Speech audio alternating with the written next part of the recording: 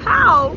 Hello, it's been a long time between sails, but I wanted to make this short video to celebrate and to share with you that I did indeed make it to Lord Howe Island. Oh, Lord Howe!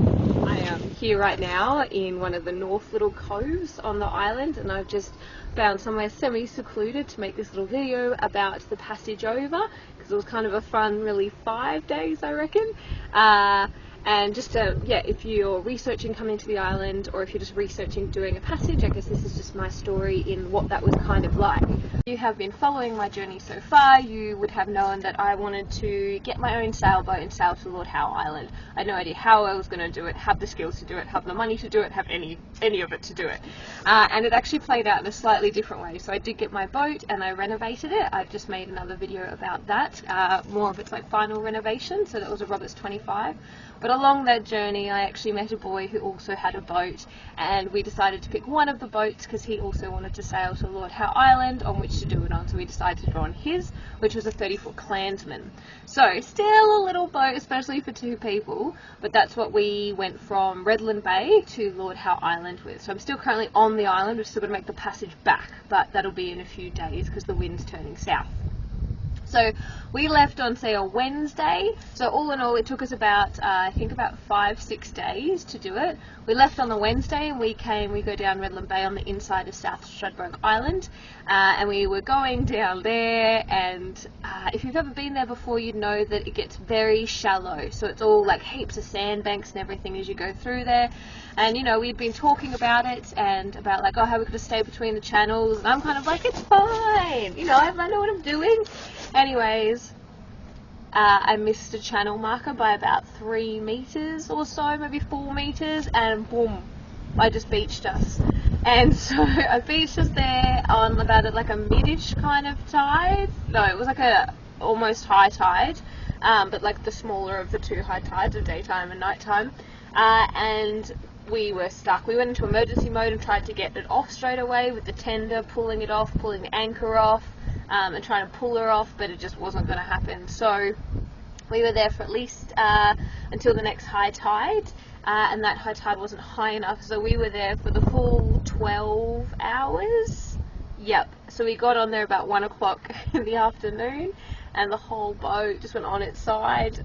If you've ever been on a boat that's on its side, you're like literally walking on the walls, and you just can't really sleep. You have to be kind of tucked in the corner of the boat next to the wall. And anyway, he was not so impressed, and I definitely had an embodied learning experience of how important the channel markers are.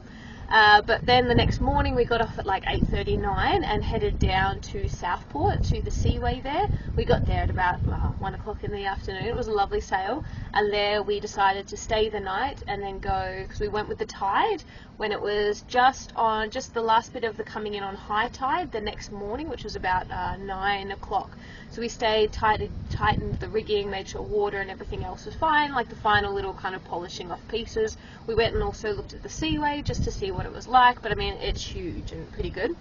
And so then the next day in the morning we checked in with the Seaway people, and then we headed out. Like I said, the tide was still coming in ever so slightly, and off and away. There wasn't much wind on the first day, so we ended up leaving. Sorry about the wind. We ended up leaving on the Friday. Yes, and we went out. There was maybe like 10 knots of wind, maybe not even kind of thing, and coming from like really from behind us, so from like the northish kind of thing. First day was pretty low. We got down to that night and it really died down to the point where the sails are just flapping everywhere. They're just laughing, which I like to call laughing at you. And so we took them down and we actually just motored. But we're both pretty like, we're happy to go at a slower pace if it just means the sails. Like, we don't just want to motor the whole way there anyway. But for a few hours, because there was nothing, we just motored, and that was quite nice. The stars were out.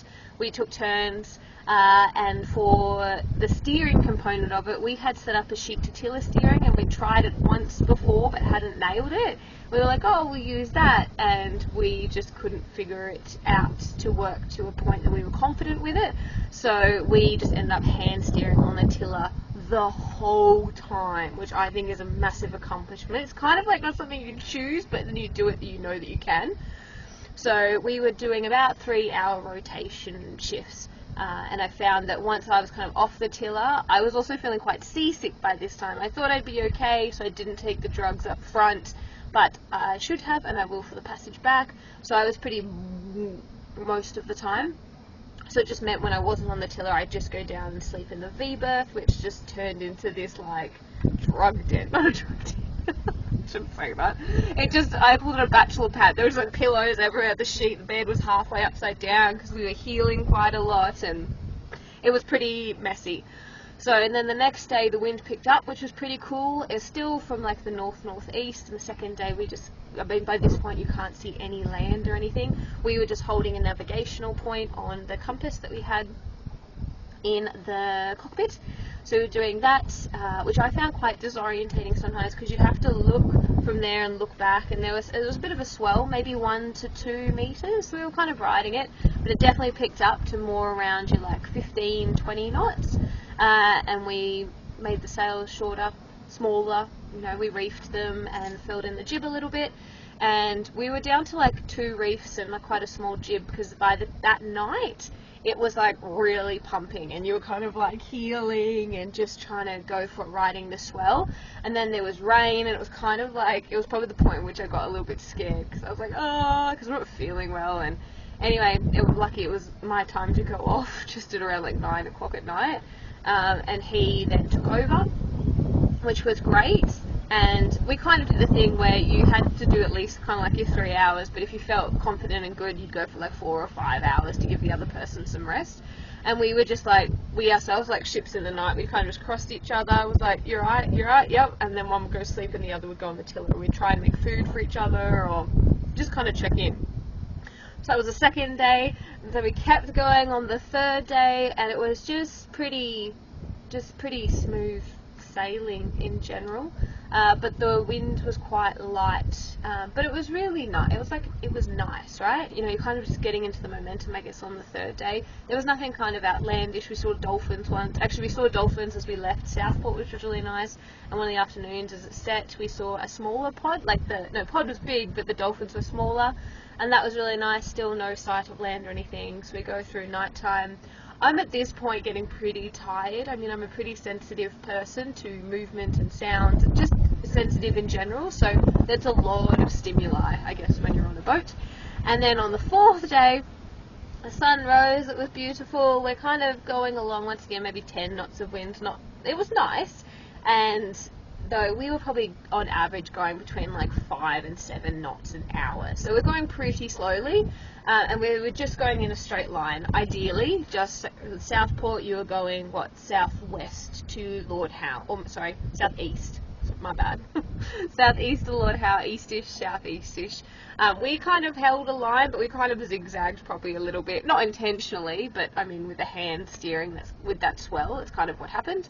And then on the fourth day, I kind of had a little bit of a meltdown because I was just tired, and I'm like, oh god, we're going to have to do another night shift, and that I found really challenging. Like, I just like my sleep. And we were kind of there, it was about midday, and the wind had dropped down, and I was like, we've got to put the motor on, we're never going to make it if we don't motor. And then that's when we had a chat, and he's like, it's okay, and I'm feeling okay, and I can take over more of it. And I guess I just got to speak a lot about, one person has to move their emotions. So I got to speak about, they hadn't really spoken to anyone. We weren't even speaking that much to each other for like 3 days, and I really wanted to check in and share and connect. So it was really nice to kind of prioritize that. So we both sat in the cockpit for like an hour just catching up with each other, and I had a good cry, and that I missed my family because I wasn't going to see them and all that kind of stuff. I just let it all come out. And then so I'd kind of given up. It was like, you know what, we'll just get as close to the island as we can get, and then we will just heave to and sleep through the night. So we might just drift a little bit, but then we'll be ready in the morning. With the idea, I didn't actually realise this at the time, but you've got to enter at a high tide. So for those people coming, enter at a high tide. So we were entering through the North Passage. But by 3 o'clock in the afternoon, you could see Lord Howe on the horizon. It was like, oh my god, there it is, which was really great. First land in like 3 days. And so kind of going towards it, it's getting closer and closer and closer. I'm like, are you sure we can't make it? We're reading navionics, how long it'll take us, and looking at it, and I was like, at some point we kind of looked at each other like, let's go for it. And so we kind of just, well, when I say go for it, like, you know, we just put the sails up and went for it. We didn't actually do anything else. But we made it around 7 o'clock at night. So the sun was still up with, daylight savings time. But we couldn't, because it was like a mid-tide or almost going to a low tide, and we draft 1.4 meters. So we couldn't actually get into the passage at the time. So we had to anchor outside on, I think it's called LH1. And there you're just, it's kind of protected, but the swell just comes in and you are constantly going like this. And once again, I kind of lost my marbles. Like, that night was okay. I have no idea how I slept, but I did. I'm pretty good. And then the next day we couldn't come in till about 11 o'clock. So it was just constant. It was just constant. And so we ended up pulling up anchor. It was also quite deep there. I think it was like 25 meters deep. We pulled up anchor in the morning. They're radioing you in, because they don't let you come in just by yourself. And they navigate you through the North Passage with Spectre. So it's kind of like it leads you in, and you're looking at the light, and if you see it flash red, you're too far to the port. If it flashes green, you're too far to the starboard. So you have to follow to get this white light, because there's just like reef everywhere. And so we come in, we were both a bit nervous, like, oh, but they do talk you in the whole way through on the radio, so they were great. And then we came in and we're on like NP2, which is really nice. It's up near the North Bay, which is really beautiful and protected. And then from there you have a biosecurity check. So you had to fill out all the forms before you come to Lord Howe, and you had to set rat baits and traps and take photos of them like 5 days beforehand. And then once we got here, once the biosecurity team are ready, they come out in their boat, and old mate comes and basically just looks in all your drawers to see basically for any kind of droppings, and just asks you questions. But that was really great and quite easy going, and it was lovely to get some, you know, local tips. He's been here for 15 years, the guy we spoke to. And so then you can finally get onto the island. So we got in the tender, and then just meanwhile though, the water is just crystal blue. It's pretty cool. When we're outside the lagoon, there are sharks there, Galapagos sharks, which are quite friendly. And so we came in, and then we got in tender and came onto the mainland. There's a boat ramp here, so we just pulled, because we have a little tender, bend of the tender. We pulled it onto the boat ramp and then just lifted it up onto the grass, so you can just leave it here. Because one of the best things is on this island, it feels just so safe. Like, you don't worry about people stealing anything. It's really lovely. So we left our tender there, and then just a little bit of a walk over. They have hot showers, toilets, a huge laundry, like a washing machine, which is really great. And then you just walk down the hill a little bit, and that's kind of like the main town. So in the end, it was really great. I definitely felt challenged, and but also it was kind of surreal to be doing the thing. Like, one of the standouts was just being with the water, just practicing breathing and being present, because you had to with the tiller and the steering.